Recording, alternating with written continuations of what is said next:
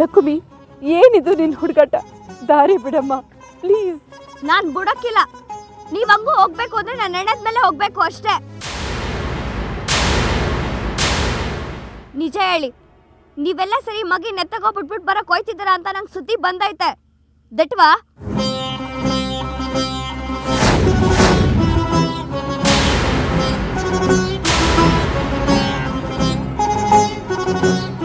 ಹೌದು ಲಕ್ಷ್ಮಿ.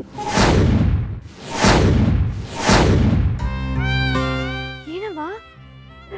ಲಕ್ಷ್ಮಿ, ನಾವ್ ಯಾಕೆ ಹೀಗೆ ಮಾಡಿದ್ವಿ, ಏನು ಎತ್ತ ಅನ್ನೋದನ್ನೆಲ್ಲ ನಾವು ಮನೆಗೆ ಬಂದ್ಮೇಲೆ ಹೇಳ್ತೀವಿ.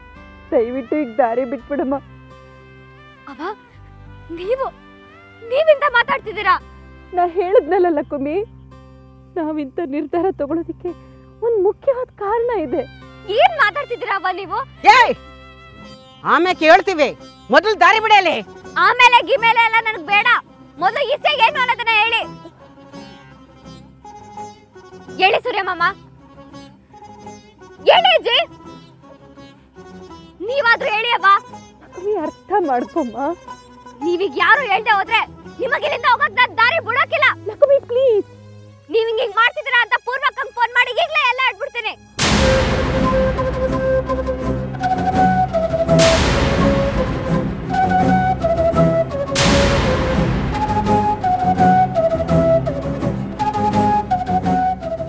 ಸೂರಿ, ಇದು ರಸ್ತೆ ಕಣೋ. ನಾವು ಮಗುಗೇನೋ ಮಾಡಕ್ ಹೊರಟಿದ್ವಿ ಅನ್ನೋ ವಿಷಯ ಸುದ್ದಿ ಆಗೋದು ಬೇಡ. ಮೊದಲು ಮನೆಗೆ ಹೋಗೋಣ, ಮಿಕ್ಕ ವಿಷಯ ಅಲ್ಲಿ ಮಾತಾಡೋಣ.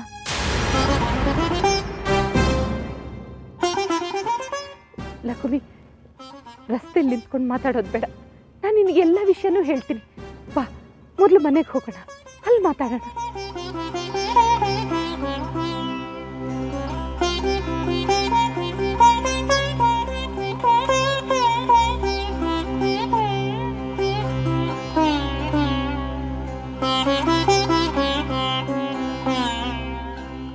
ಆಯ್ತು, ನಡೀರಿ.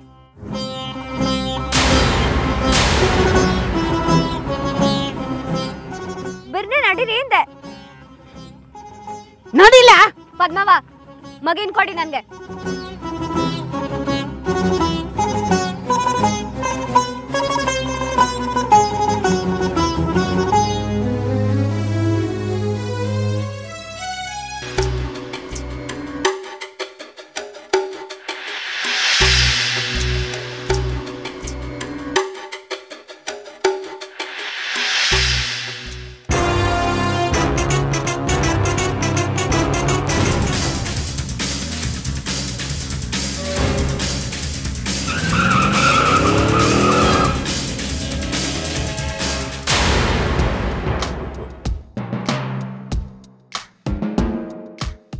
ಇಷ್ಟೊತ್ತಿಗೆ ಆ ಮಗನ ಆ ಜಾಗದಲ್ಲಿ ಬಿಟ್ಟಿರ್ಬೋದು.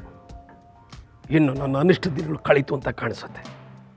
ಇನ್ನು ಮುಂದಕ್ಕೆ ಎಲ್ಲ ಒಳ್ಳೆ ದಿನಗಳೇ, ಎಲ್ಲ ಒಳ್ಳೆ ದಿನಗಳೇ.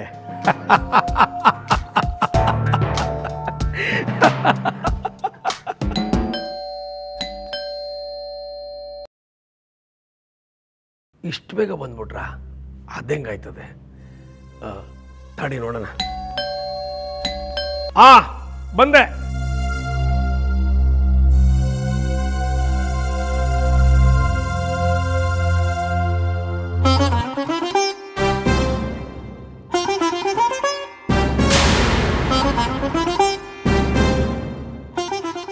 ಪದ್ದೆ, ಸುರಿ, ಇಷ್ಟು ಬೇರೆ ಮಗಿನ ಬಿಟ್ಟು ಬಂದ್ಬಿಟ್ರಾ?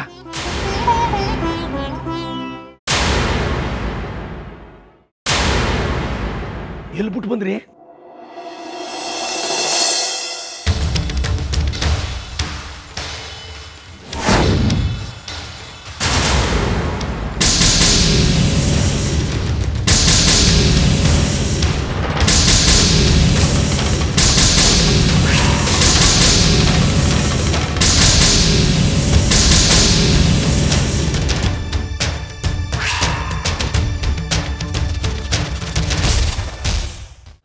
ಏನ್ ಲಕ್ಷ್ಮಿ, ನೀನು ಹೇಳ್ತಿರೋದೇನು?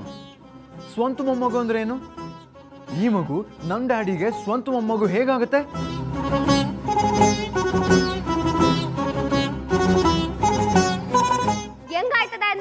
ನಿಮ್ ಮಗ ಅವ್ರಿಗೆ ಸ್ವಂತ